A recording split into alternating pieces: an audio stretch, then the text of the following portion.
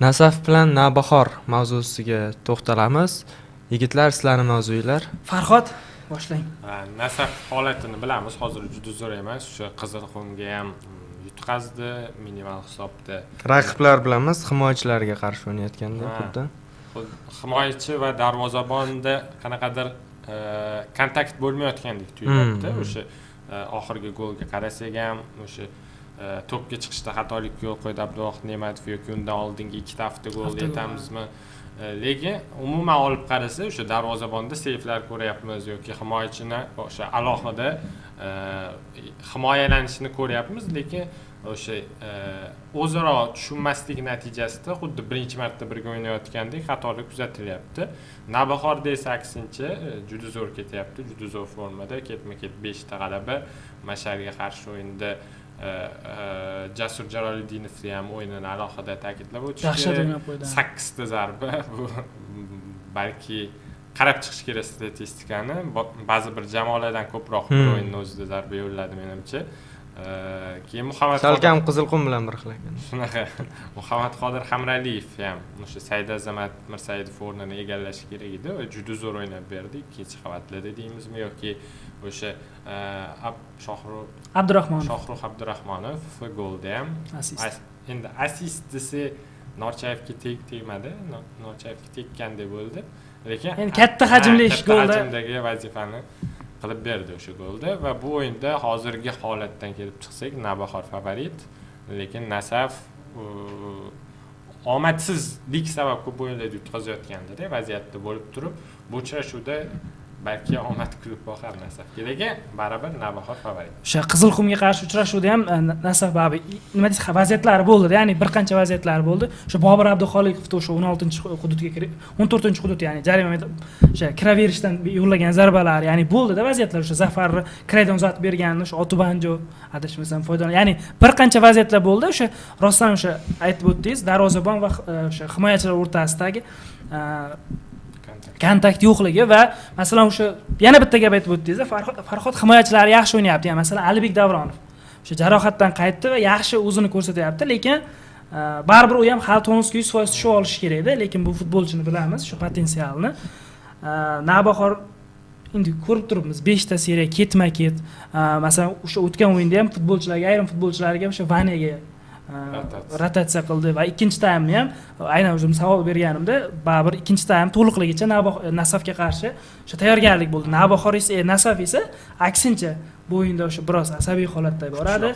14 ta uchrashuvdan 3 tasida bu faqat g'alaba qozongani, bu Nasafdagi jamoaga baribir har qanday vaziyat bo'lishidan qat'iy nazar yomonda, chunki o'sha Ruziqulberdiyev aytgandek plankani ko'tarib qo'yganda baribir, ya'ni bu jamoaga yarashmaydigan tomoni va Kojo ushbu uchrashuvda biroz shamollagani bois o'tkazib o'rgandi va u ham qaytadi va o'sha o'yinda Husayn Norchayevni harakati to'g'ri gol ura olmagandir, lekin o'zini rostdan zo'r ko'rsatdi.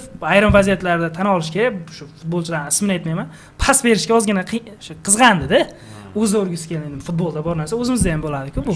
Shu aynan mana shu alamini bu o'yinda o'zini sog'i jamoasidan olsa kerak deb o'ylayapman. Chunki gol urganga sog'i qo'yib qo'yish oqibati shu-da. O'zi menimcha birinchi gol yetdingiz, lekin shu taraflama Norchayev ochildi-da va Jaloldinovga zo'r zona ochib berdi o'sha golda. Misol uchun Norchayev bir o'yinchini olib ketdi va Jasur Jaloldinovga zarba ber degan pozitsiyaga chiqib qoldi. Boshqa vaziyatlarda ham bo'ldi, endi mana shu vaziyatda katta foydasi tegdi Norchayev.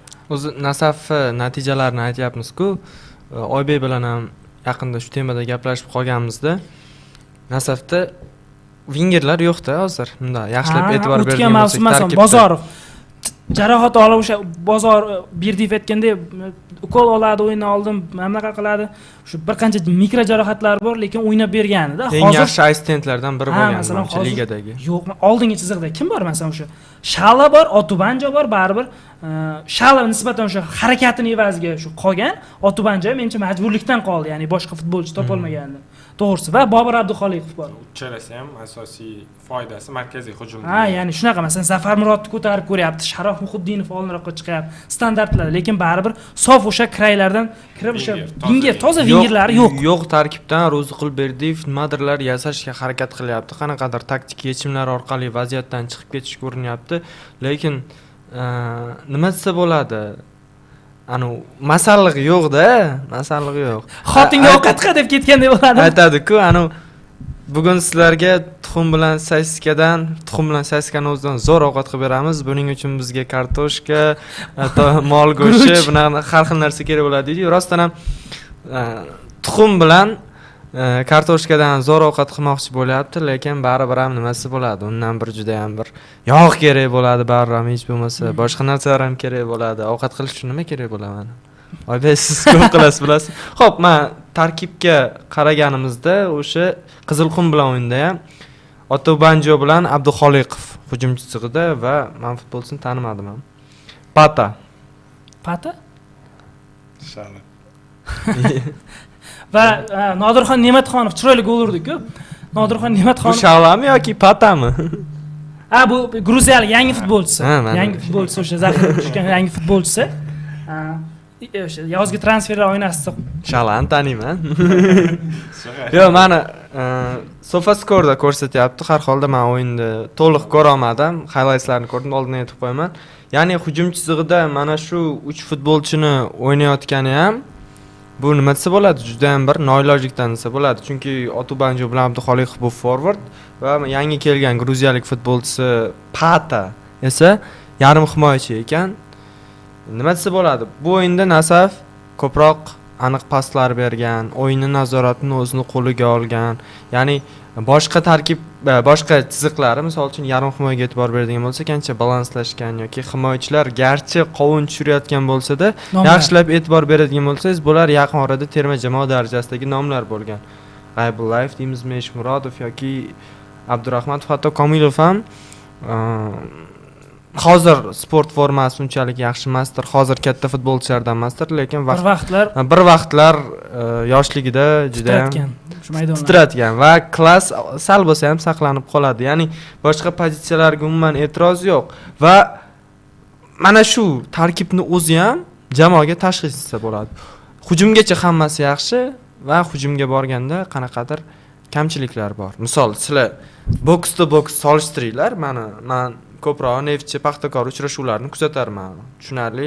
Hozir Neftchini Nasaf muxlislari gapirishi mumkin menga, sen Nasaf o'yinlarini ko'rmasdan nima gap?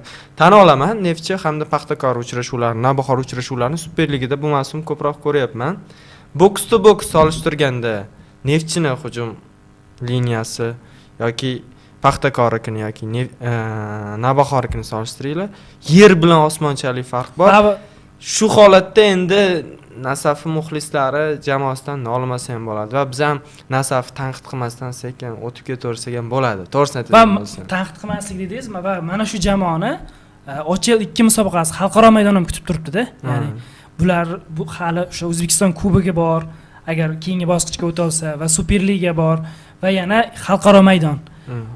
Ro'zg'ulberdiyev ham aytib o'tdiki, ya'ni qiyinda, baribir katta ehtimol bilan qaysidirdan endi Superliga katta ehtimol bilan endi maksimal sovrinli o'rinlar uchun tan olish kerak. Bu tarkib baribir asosiy tarkib yaxshi, lekin o'yin asosi 90 minutdan iboratda. Bu o'yin futbolchilarning jarohat olishi bor, zaxiradan zaxira muhim. O'sha reaksiyalar bor. Masalan, kimdir hujumchi tushirsa, g'alaba qozonib turganda 2-0 balkim himoya, ya'ni zaxira baribir torda, ya'ni yo'q desa ham bo'ladi. Hozir akademiya futbolchilari bir qancha Yashnar Abdurahmonov, Ro'zuqberdiyev o'zining o'g'li, ya'ni bir qancha futbolchilar chiqib mana shularda o'ynatyapti. Ya'ni bu futbolchilar 2-3 yilda baribir o'sha katta jamoaga adaptatsiya bo'ladi, lekin hozircha baribir bu tarkib faqatgina asosiy tarkib yaxshi, lekin 45-minutdan keyin baribir bu jamoaga yaxshigina muammolar keltirib chiqaradi bu. O'sha balki jismoniy holat bilan bog'lasa bo'ladi.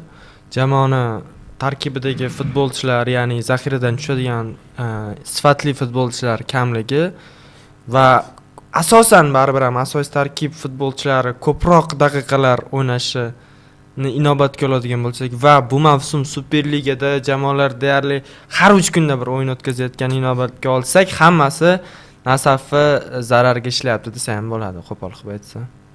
Va balki Superliga bunaqa zich bo'lmaganda, taqvim zich bo'lmaganda Ro'zqulberdiyev deylik bir hafta interval bilan o'ynaganda jamoalar Ro'zqulberdiyev qanaqadir jamoani tiklab olib, qanaqadir jismoniy holatini maromiga keltirib olib, qanaqadir o'sha aytganimdek taktik yechimlar orqali baribir ham jamoani to'pda olib yura olardi menimcha. Lekin hozir har 3 kunda futbol o'ynayapti. Taktik yechimlar to'g'risini aytsa, hozir ikkinchi planga tushib qoladi. Kimni zaxirasi zo'r bo'lsa, kimda o'sha ijrochilar ko'proq bo'lsa, o'sha jamoa mana 1da ketyapti, o'sha jamoani 2da ketyapti. Boshqa. Mana shu bu jamoalarda masalan bu jamoalarni Karim va bu tomoni ham bor. Birinchi o'rinda ketayotgan jamoalarda ham Nasafda ham o'tgan mavsumda o'sha Neftchiga boy berib qo'ydikki, chempionlikda. Xuddi shunaqa bo'lgandi. Ya'ni oxirida tig'iz taqvim ham qanaqa? Ketma-ket Navbahor, Neftchi, OKMK, Paxtakor, ya'ni taqvim ertaga masalan chempion bo'lmoqchi bo'lsa, Paxtakorda ham bu xalqaro maydon bor va jarohatlar bo'lib qolishi mumkin. Neftchida ham hamma jamoada shunaqa. Ya'ni baribir hozir o'sha ikkinchi mavsumlar oralig'ida kimnidir olsa yana nima qiladi, zaxirada o'tirib deymiz-ku, baribir ikkinchi davri har qanday jamoa uchun qiyin bo'ladi. Xalqaro masalan Yevropada ham shunaqa ko'ramiz-ku, to'g'rimi? YCLdagi o'yinni o'tkazadi va 3 kundan keyinmi, 4 kundan keyin liga o'yini bor. Ya'ni baribir birinchi davra nisbatan manaqaroq bo'lishi mumkin, ya'ni dam olib qisqaroq bo'lishi mumkin, lekin xalqaro o'sha Yevropada ham o'zimizda ham ikkinchi davra qiyin bo'ladi baribir jamoa uchun. Chunki o'yinlar ko'pda. Shu Navbahor mavsumni birinchi davrasida ko'p ochko yo'qotardi. Hozir Paxtakor bilan Neftchini xalqaro maydoni borligidan zo'r foydalanib qolsa bo'lardi. Kubokdan ham chiqib ketib, olinglar kuboklarga deb Superliga bilan Superliga uchun kurashib, ya'ni hozir farq baribir ancha katta-da. Endi bunaqa farqqa menimcha Neftchiga yana bitta turnir qo'shib bersanglar ham Navbahor yo'qqa chiqara olmaydi, menimcha. Bu birinchi davrada ko'p ochko yo'qotib qo'ydi. Men bu fikringizga qo'shilaman rostdan ham. Baribir Navbahorning harakat ya'ni hozir 20-turga keldikmi? 20-tur bilan hisoblasak 11 ta uchrashuv bor va jamoa o'sha elit chempionlar ligasiga ham jiddiy tayyorgarlik ko'ryapti-da.